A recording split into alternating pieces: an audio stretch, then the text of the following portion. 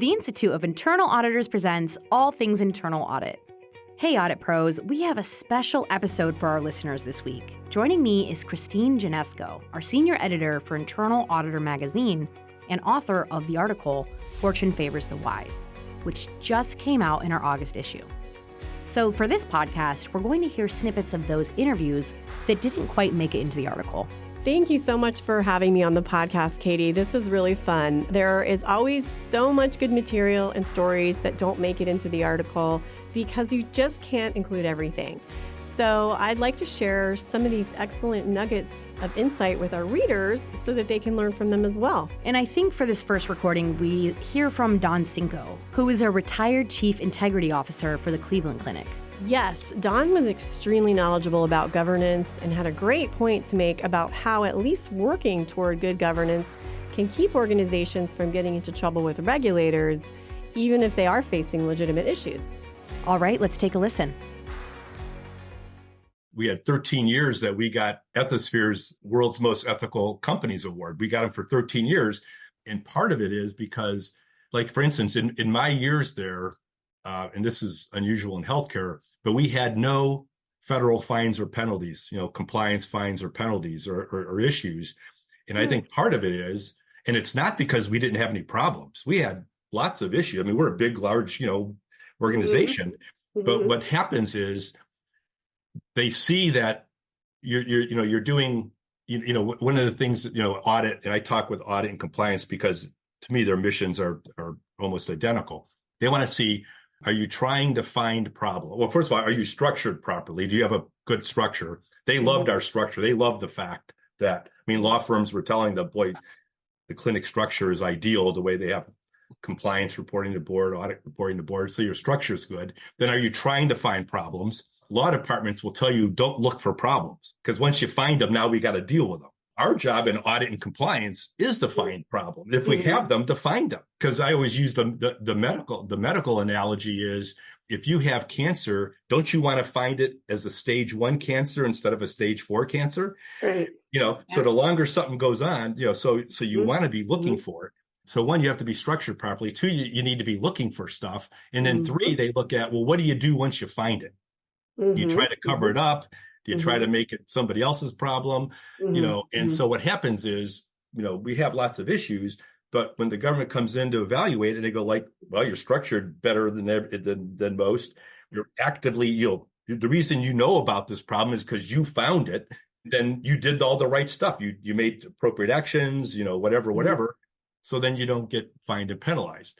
So that independence, having the independence to do those things that many in the organization would not want you to do, allows you to do it. Honestly, that seems like a very valuable lesson for fending off regulators and fines. Yes, and going further, he also talks about how being independent allowed him to, let's say, encourage people to address problems more quickly. He has a funny story about that.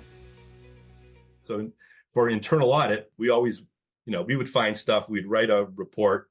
And to me, the finding is important and the recommendation is important.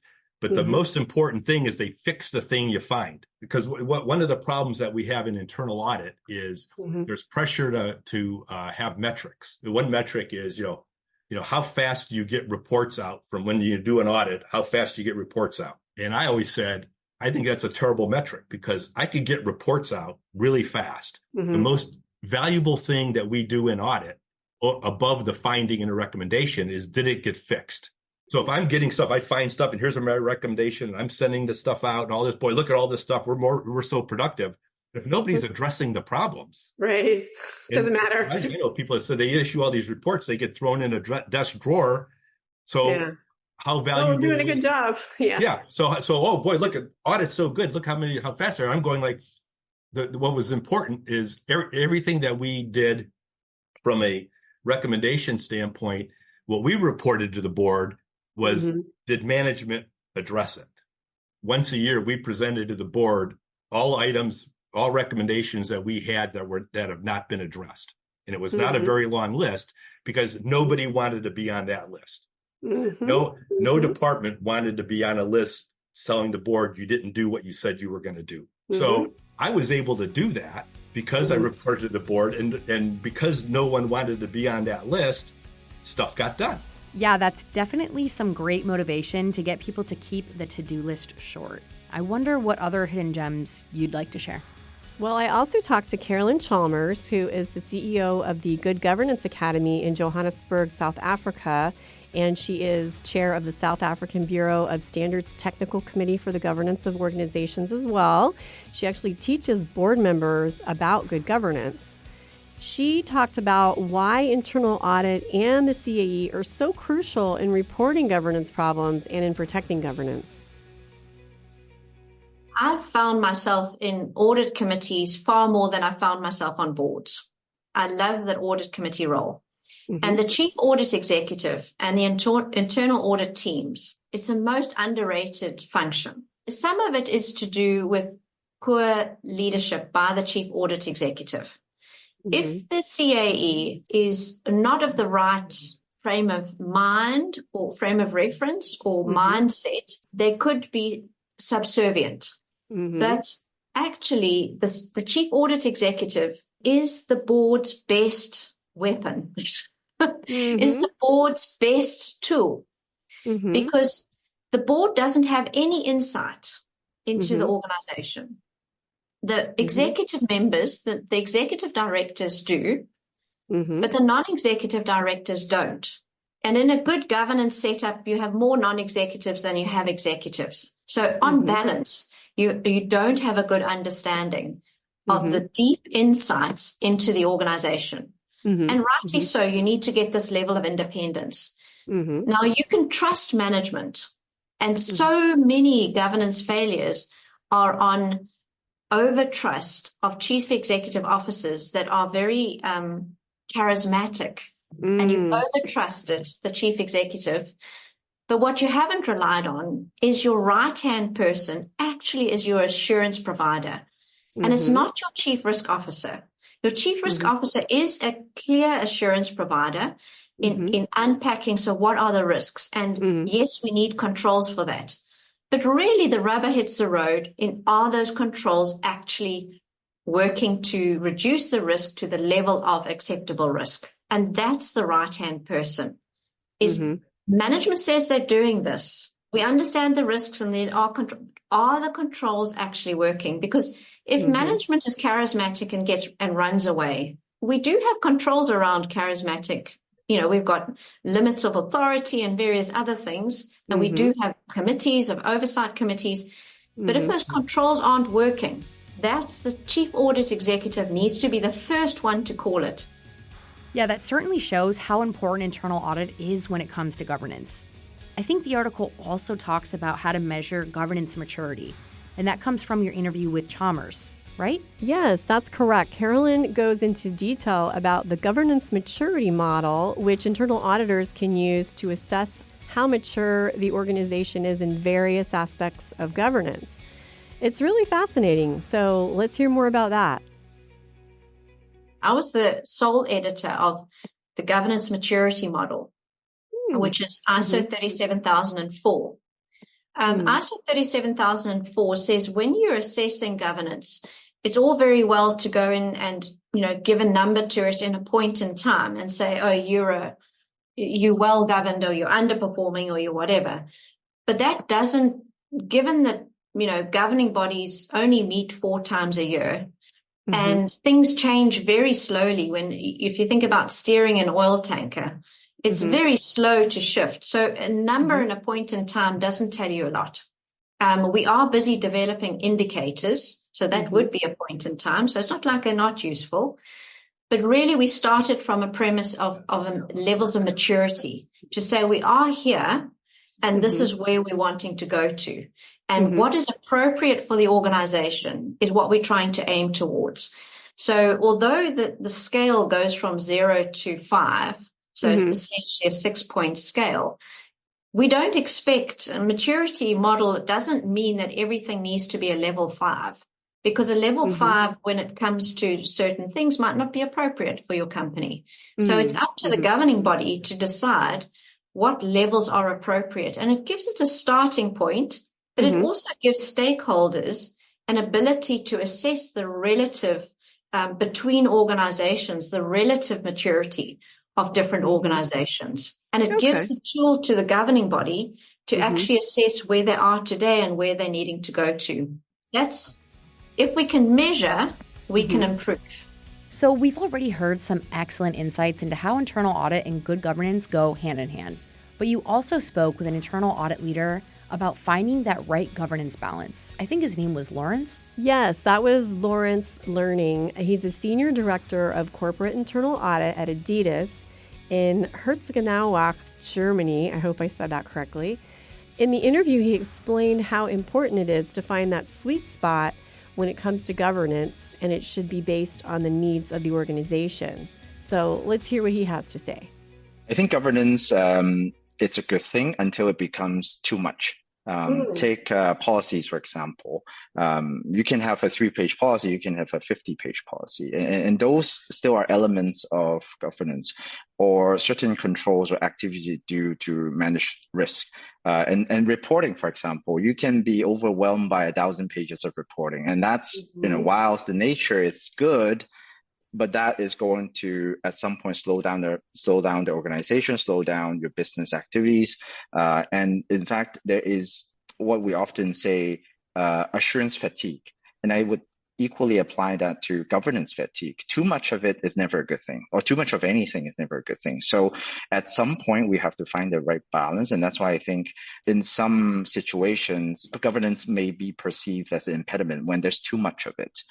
So it boils down to how do we, as in the company, in the organization, find and strike that right balance. And it's really dependent on the organization, what it tries to achieve, the maturity, the complexity in which it operates. We can think about it from a geographical standpoint. For an international company, that's more complex because it also involves people. At the end, I think governance is very much linked to the people within it, not necessarily the business goals or the products themselves, but it's people who are living in the organization, working in it. And when you have to cross cultures, cross boundaries, cross so many dimensions, then governance it becomes even more essential. And that's a great reminder that balance is essential. Speaking of balance and the need for agility, you also had a great interview with Tom Sanglier, who's the CAE at science, technology, and engineering company Leidos in Reston, Virginia, and I believe he was the IA's former North American board chair. That's exactly right, Katie. Tom talked about the give and take between governance, risk tolerance, and innovation, and how organizations always have to be ready to adjust either their risk tolerance or the speed of governance. And here's more on that. There is one interesting thing I'm seeing, and I'll share it with you around governance, and it is the speed of governance. So I'll give you an example. My own personal views with emerging technology coming out faster and faster. So let's talk about artificial intelligence, just the broad term artificial intelligence, because there's many different flavors of that. It's coming fast and furious. So there are new tools popping up every single day, Gen AI, agentic AI, you name it. And there are risks associated with those tools, but there are also benefits associated with those tools. And if you don't change your risk tolerance, you better change the speed at which you govern those tools.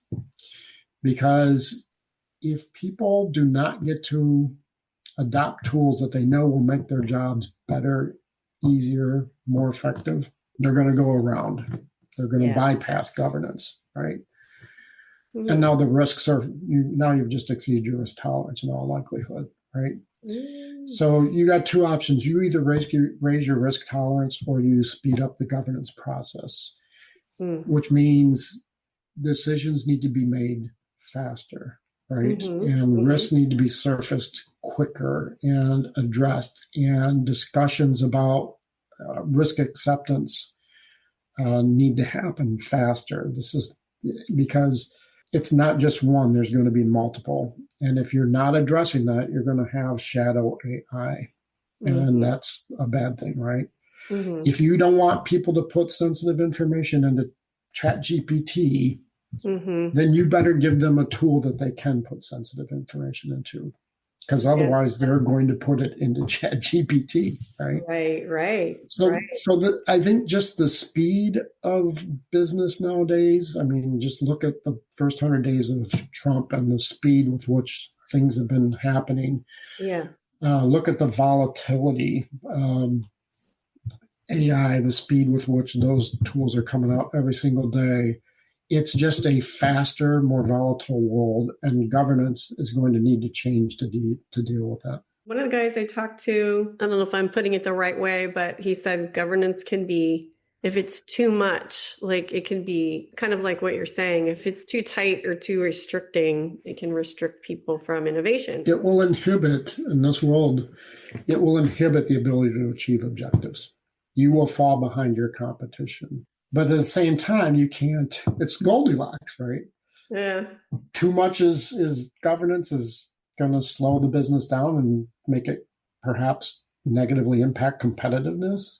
Too little is going to cause risks to appear. So it's what's just right. And what's just right is never going to be the same, over the years. It's going to change. And right now, the change I'm seeing is speed. Such a strong, future-focused way to wrap up this segment, Christine, and I can't thank you enough for sharing these clips with us. Thank you so much for having me on the podcast, Katie. It has really been fun. To find the Internal Auditor's digital issue for this month, you can visit the IAA's website, or you can find the link below in our show notes. Want fresh ideas and real takeaways for your GRC role? Join the 2025 GRC Conference from August 18th to the 20th in New York or virtually. Packed with informative sessions and useful tools, the conference offers up to 24 CPEs. Snag your spot now at the IAA.org. If you like this podcast, please subscribe and rate us. You can subscribe wherever you get your podcasts. You can also catch other episodes on YouTube or at the IAA.org. That's THEIIA.org.